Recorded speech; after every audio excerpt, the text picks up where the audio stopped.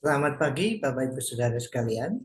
Selamat datang dalam acara Sarapan Sabda bersama saya Pak Saparman. Sarapan kita pada pagi hari ini Efesus 2 ayat 1 sampai dengan yang ke-7. Kamu dahulu sudah mati karena pelanggaran-pelanggaran dan dosa-dosamu. Kamu hidup di dalamnya karena kamu mengikuti jalan dunia ini, karena kamu menaati penguasa kerajaan angkasa, yaitu roh yang sekarang sedang bekerja di antara orang-orang durhaka.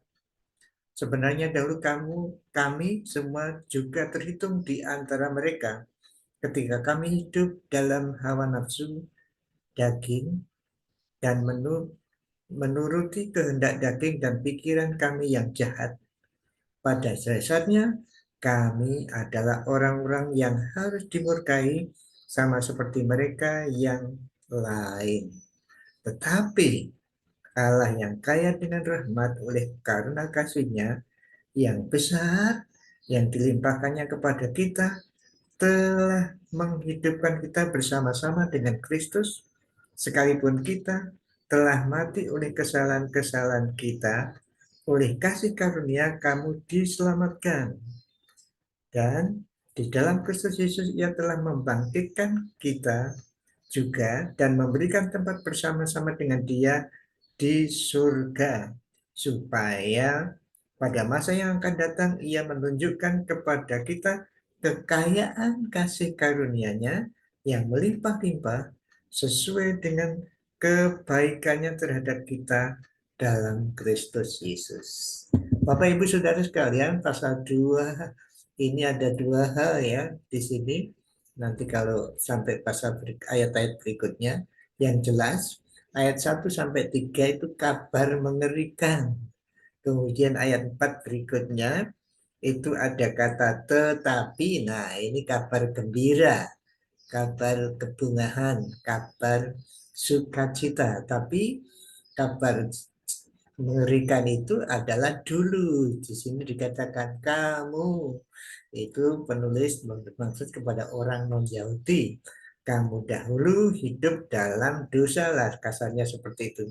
Dalam kuasa roh iblis di situ orang non-Yahudi. Tetapi juga kemudian sebenarnya kami, ayat-ayat yang ketiga itu sebenarnya kami dahulu semua terhitung di antara mereka. Jadi sama, orang Yahudi dan orang non-Yahudi semuanya telah berdosa, mengikuti hawa nafsu, menuruti kehendak daging, berbuat jahat.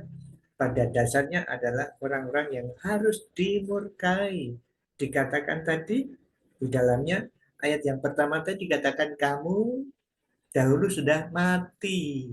Nah, ini yang mati dalam hal ini orang-orang yang dikuasai dunia ini itu mati. Semua orang itu mati secara rohani sejak Adam jatuh dalam dosa. Memang diberitahu oleh Tuhan jangan makan buah itu ya. Kalau makan buah itu mati. Nah, tapi dia tidak mati ya, secara fisik dia tidak mati. Jadi mati rohani dalam arti terpisah dengan Allah.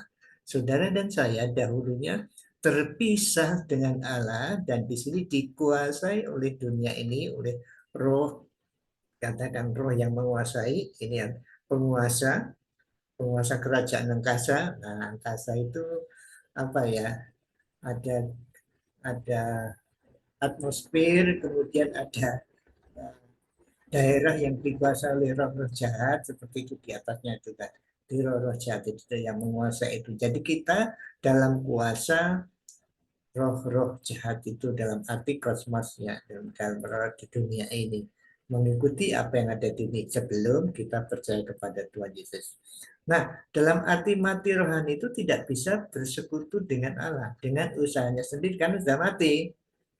Oleh karena itu Yesus datang, tetapi katanya di situ ayat yang keempat itu, tetapi Allah yang kaya dengan rahmat oleh karena kasih-Nya yang besar yang dilimpahkannya kepada kita telah menghidupkan kita. Jadi kasih karunia-Nya rahmatnya yang besar, yaitu mengirim Yesus Kristus sebagai Tuhan Juru Selamat, itu menghidupkan mati secara rohani, kemudian dihidupkan. Kalau yang namanya mati kan tidak bisa berbuat apa-apa.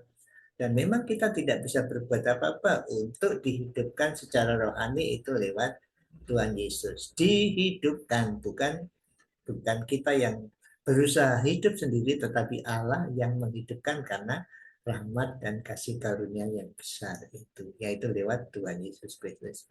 Puji Tuhan, saudaraku sekalian yang dikasih Tuhan. Nanti akan saya jelaskan berikutnya betapa hebatnya setelah dihidupkan itu. Tapi yang pertama-tama kita harus sadar, kita ini sudah dihidupkan, hidup secara rohani di dalam Kristus. Tidak lagi mati. Jadi kita tidak berpisah dengan Allah, tetapi bisa berhubungan dengan Allah kapanpun saja. Allah siap berhubungan dengan saudara 24 jam sehari, 365 setahun. Artinya saudara bebas berhubungan dengan Allah kapan saja, di masa sulit, di masa bahagia, di musim hujan, di musim kemarau, dalam waktu kesusahan, dalam waktu kesenangan, di tengah malam yang gelap, siang hari bolong yang panas terik, saudara bebas bertemu dengan Allah oleh karena Tuhan Yesus. Mari kita gunakan kesempatan yang luar biasa ini di dalam hidup kita. Hubungilah Tuhan pada waktu saudara mempunyai masalah, pada waktu gembira. Ucapkan syukur pada waktu mendapat berkat, dan berkat yang luar biasa jelas ya. Kita sudah diselamatkan oleh Tuhan Yesus Kristus. Mari kita gunakan kesempatan yang luar biasa ini untuk terus bersekutu dengan Allah dengan membaca firman Tuhan, berdoa, dan melakukannya.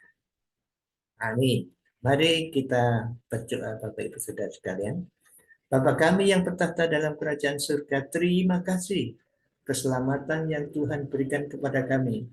Sebelumnya kami mati, tetapi Tuhan menghidupkan kami, sehingga bukan lagi kami terpisah dengan Engkau, tetapi kami dekat dengan Engkau, kami bebas untuk berhubungan dengan Engkau. Terima kasih Tuhan atas kasih karunia rahmat yang luar biasa ini.